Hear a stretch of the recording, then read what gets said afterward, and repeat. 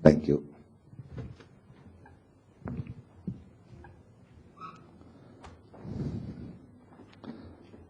Selamat pagi Bapak Ibu Saudaraku yang terkasih dalam Yesus Kristus. Ini adalah hari yang luar biasa, amin. Walaupun sepanjang minggu ini dari Senin sampai Sabtu cukup melelahkan buat saya, karena 2 event penting yang harus saya ikuti, Leadership Conference dan juga Harvest Festival. Tapi bukan hanya itu saja, bahkan sampai malam pun kita harus terus meeting bersama dengan teman-teman. Bukan kebetulan saya menjadi host daripada gereja Bali, dan luar biasa untuk gereja-gereja mereka yang ada di Bali. Tapi saya bersyukur sepanjang minggu ini Tuhan berikan aku kesehatan. Biasanya kalau udah beberapa hari aja saya udah teler, udah rasanya masuk angin. Tapi kadang-kadang saya bertanya, kok saya kuat ya, kok saya bisa ya. Saudara, bukan karena kekuatan saya. Sebelumnya memang 1-2 hari sebelumnya, dari hari Senin, hari Jumat saya udah cari dokter siung-siung.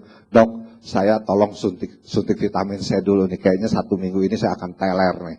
Karena dari pagi, ya jam 8 kita mulai bisa sampai jam 12 malam tuh. Udah sessionnya memang sampai 9:30, jam 9:30 bisa rapat lagi sama Pastor Jimmy dengan Pastor Budi. Jadi kadang-kadang maraton nih. Saya bilang nih kesempatan buat maraton dengan kita orang. Saudara, tapi saya bersyukur kepada Tuhan.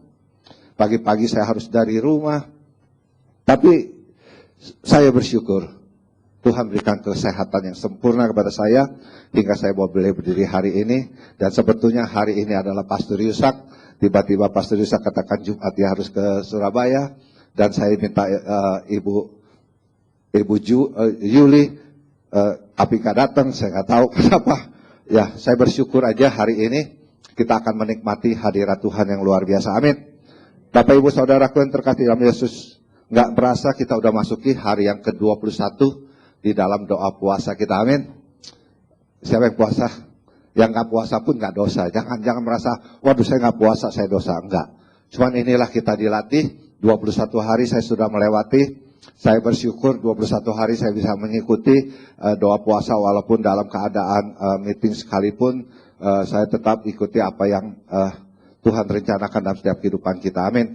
Nah saudaraku, di dalam doa puasa pasti kita mengalami terobosan demi terobosan. Apa sih yang kita puasa? Bukan kita sekedar menahan lapar, bukan sekedar kita menahan haus. Enggak, apa kalau kita cuman itu, apa bedanya dengan kita diet? Apa bedanya? Nah saudara, tapi yang penting dalam doa puasa adalah dari hati kita. Ya, seperti di dalam Yesaya katakan 58, kita ingin membuka belenggu-belenggu. Mungkin saat ini kita terikat dengan masalah demi masalah kita. Mungkin kita melihat kok nggak ada terobosan demi terobosan dalam keuangan kita, keluarga kita, anak-anak kita. Tapi inilah saatnya kita mau masuk di dalam satu doa puasa. Karena firman Tuhan, ada kalanya yang perkara begini nih nggak bisa dengan doa aja. Harus juga disertai dengan puasa. Nah saudaraku, pagi hari ini kita mau belajar satu hal. Di mana dengan doa puasa, Tuhan akan melakukan satu perkara yang besar. Kita melihat contoh di dalam 1 Samuel 1 bercerita tentang Hana, bercerita tentang Penina, dan juga Samuel. Kita melihat sesuatu yang luar biasa. Pada waktu saya melihat itu di dalam 1 Samuel 1, mari kita sama-sama baca. Saya percaya bahwa Hana pada waktu itu dia berpuasa. Kenapa? Emang gak ditulis dia puasa, tapi kita melihat di dalam 1 Samuel.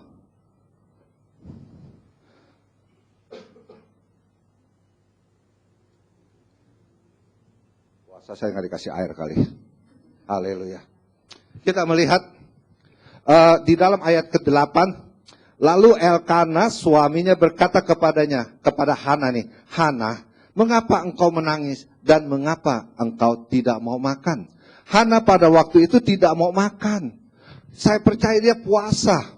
Dan suaminya berkata, Hana, kenapa sih kamu gak mau makan? Mungkin dia diam-diam, dia gak berkata kepada suami, hai suami aku mau puasa. Karena aku disakiti bertahun-tahun. Saudara, kita melihat ada terobosan demi terobosan. Kenapa? Pada waktu itu Hana, ya, Di situ di ayat yang ke-1 ada seorang yang namanya Elkana. Elkana itu mempunyai 2 istri. Nah, ini para suami. Kalau saya baca ini kadang-kadang suami nggak fair sama istri yang ke-1, selalu yang kedua karena dia punya anak. Nah, kita melihat pada waktu itu meskipun ia mengasihi Hana, ia memberikan kepada Hana hanya 1 bagian sebab Tuhan telah menutup kandungannya. Waduh, dia susah hati. Dia selalu dihina, dia selalu diejek oleh si Penina, yaitu istri kedua daripada si Elkana. Nah, saudara, kita melihat pada waktu dia mengalami hal-hal yang demikian, kalau nanti saudara bisa baca 1-28, tapi di ayat ke-28 adalah ayat yang luar biasa. Setelah Hana setelah Hana taat kepada Tuhan, melakukan puasa dan berseru dengan sungguh-sungguh sambil menangis, dia berseru kepada Tuhan. Bahkan Imam Eli berkata, kamu jangan mabuk dong. Di bait Allah masa kamu mabuk. Saudara, thank you. Luar biasa. Dia mabuk. Nah, saudara, di dalam ayat yang ke-7, demikian terjadi dari tahun ke tahun. Setiap kali Hana pergi ke rumah Tuhan, ingat, Penina menyakiti hati Hana sehingga ia menangis. Saudara, coba deh kita bayangkan pada waktu itu kita jadi Hana. Kita ini istri yang tertua. Tiba-tiba, memang bukan tiba-tiba, Tuhan menutup kandungannya. Dan Penina, dia bisa mempunyai anak-anak.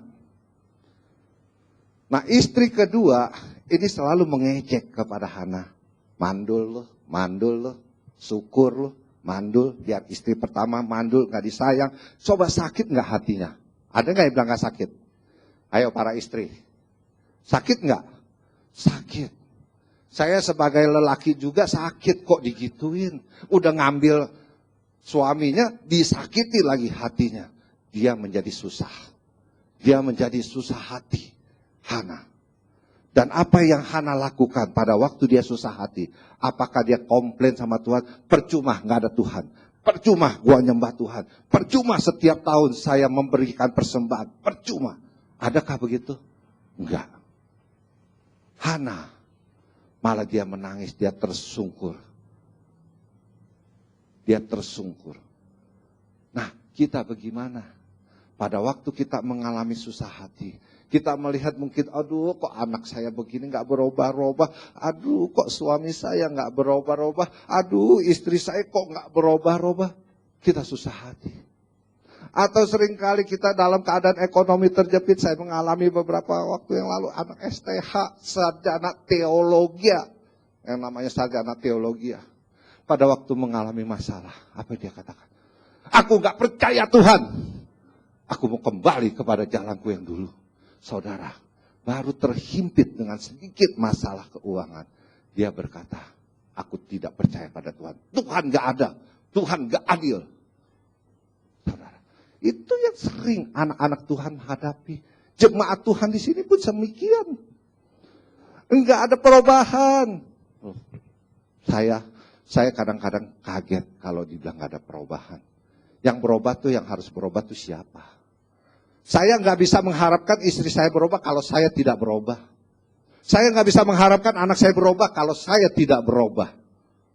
Jadi perubahan harus dimulai dari saya. Bukan dari orang lain yang kita tuntut, kamu harus berubah, kamu harus berubah, kamu harus berubah. Sedangkan saya tidak perlu berubah. Tuhan Yesus tidak pernah berubah dulu sampai sekarang, sampai selama-lamanya. Seringkali kita mau seperti Tuhan Yesus yang gak pernah berubah. Pada karakter kita udah hancur. Nah, Hana, dia susah hati. Tapi kita melihat di ayat yang terakhir ada terobosan. Doa puasa akan melepaskan kita dari susah hati kita. Asal kita pada waktu mengalami masalah, fokus kita tetap kepada Tuhan. Saudara, kalau kita melihat di dalam Yohanes 21, pada waktu Tuhan Yesus disalib, dan bangkit. Pada waktu disalib, apa murid-muridnya? Frustasi. Betul? Petrus katakan, aku mau kembali menjadi nelayan. Betul? Dia bilang, dia akan kembali kepada jalannya. Padahal pada waktu dia dipanggil, Petrus, ikut aku akan menjadikan kau penjala manusia. Tapi pada waktu dia melihat Yesus kok disalib. Yesus kok mati di atas kayu salib. Hancur hati dia. Susah hati. Dan dia katakan kepada teman-teman, hai teman-teman, sorry ya, saya mau kembali kepada pekerjaan saya yang lama. Saya mau kembali untuk menjadi pelayan. Seberapa banyak kita juga mengalami hal yang demikian dalam kehidupan kita. Mungkin pada waktu kita mengalami masalah, apakah kita juga berkata seperti Petrus, saya mau balik. Saya mau balik.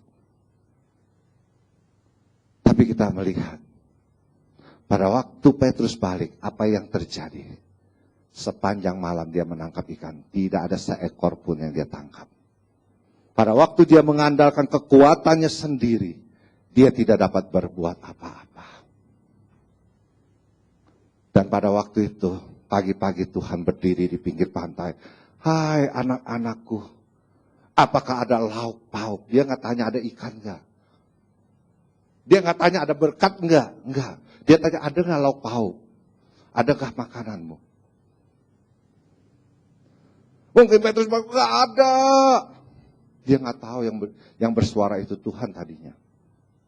Tuhan katakan, mungkin Tuhan katakan demikian, bukan katakan, tebar jala sebelah kanan. Tapi saya coba berpikir, mungkin Tuhan bilang, pergi ke dalaman sedikit lagi. Pergi ke dalaman dikit lagi, 5 meter lagi, ke dalam.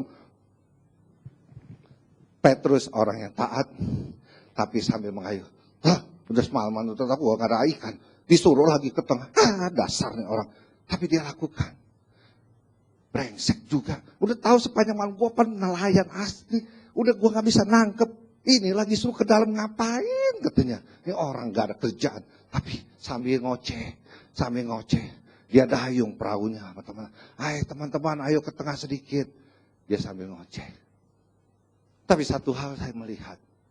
Ada satu ketaatan dari Petrus. Dia gak tahu. Dan pada waktu udah mau berhenti. Tuhan bilang.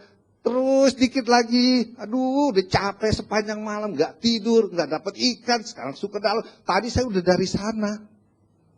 Masa saya harus kembali ke sana lagi? Mungkin hati Petrus berkata demikian. Dia susah hati. Melihat Yesus yang mati. Susah hati sepanjang malam gak menangkap ikan. Susah hati. Seberapa kita susah hati? Mungkin pada waktu kita berusaha, baru 1 bulan.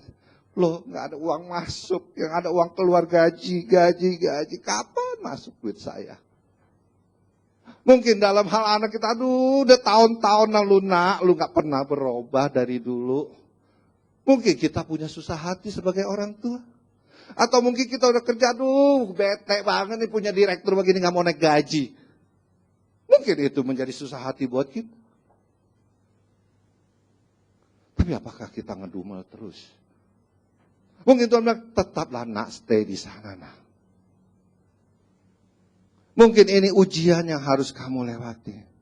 Setiap kali kita mau sesuatu, ada satu proses. Enggak mungkin enggak ada yang pakai proses. Kalau saya mau makan di restoran, ada koet. Saya datang mampir ke restoran koet dan saya duduk. Pada waktu duduk, pelayan nyamperi saya, Pak mau pesen apa? Oh saya mau pesen ikan tim. Oh saya mau pesen steamboat. Oh saya mau pesen udang. Oke dicatat semuanya. Apakah tiba-tiba begitu saya ngomong langsung datang? Enggak kan? Saya harus nunggu. Entah itu setengah jam, entah itu 1 jam. Bisa bayangkan kalau saya enggak tahan nunggu, apakah saya bisa makan ikan tim? Seringkali kita dalam masalah. Kita selalu mau instan. Tuhan tolong dong. Kayak gosok-gosok botol dalam jin. Dia keluar. Oh mau apa kamu?